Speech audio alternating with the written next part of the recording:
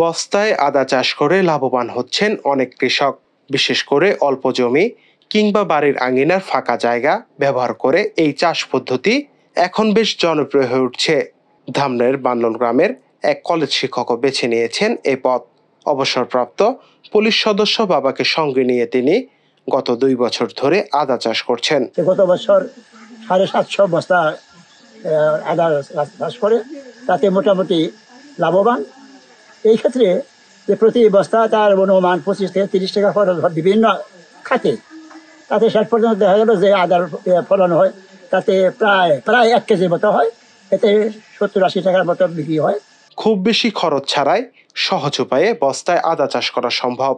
পাশাপাশি অন্যান্য গাছপালার নিচে এই চাষ করা যায় বলে জমির অপচয় হয় না, ফলনও হয় সন্তোষজনক। এতে যেমন পরিবারের প্রয়োজন মেটে, তেমনি বাড়তি আদা বাজারে বিক্রি করে লাভবান হওয়া যায়। কৃষি কর্মকর্তাদের মতে বস্তায় আদা চাষ নতুন উদ্যোক্তার জন্য অনুকরণীয় হতে পারে, কারণ এতে মূলধনের ঝুঁকি কম, পরিশ্রমও তুলনামূলক সহজ। এছাড়া জমি কম থাকলেও এই পদ্ধতিতে ভালো আয়ের সুযোগ রয়েছে।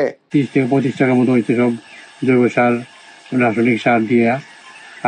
আর এই হয়েছে বিক্রি করতে প্রায় 1 কেজির মতো, 1 কেজি থেকে 800 থেকে 1 কেজির মতো উৎপাদন হয়েছে, এতে সে লাভবান।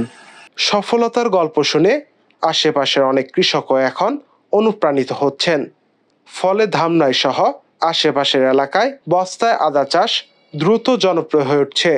এইসব বস্তায় আদা চাষের দেখে অনেক ইন্সপায়ার হচ্ছে এবং নিজেরাই উদ্যোক্তা হওয়ার চেষ্টা করবো ইনশাআল্লাহ। নাফিউল লিকসন, জনগণ।